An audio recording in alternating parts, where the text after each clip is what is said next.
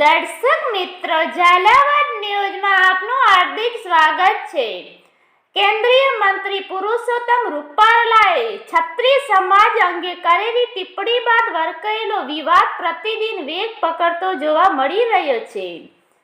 રાજ્યની સમાંતર કચ્છમાં પણ મંત્રી રૂપાલા સામેનો વિરોધ છત્રી સમાજમાં ઘેરો બનતો જાય છે।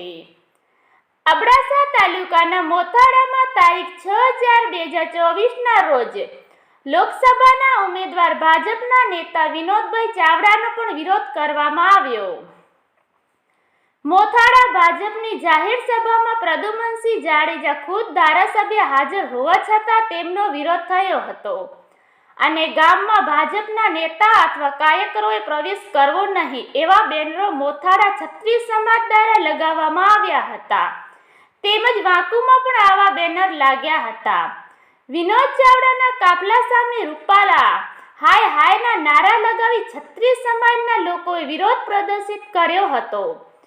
રૂપાલાનો રેલો કચ્છ સુધી પહોંચતા ભાજપના વરરાજા વિનોદ ચાવડા લીલા તોરણે પાછા વળ્યા। ઝાલાવાડ ન્યૂઝ સાથે રિપોર્ટર રમજાન રાયમા અય્યર, કચ્છ।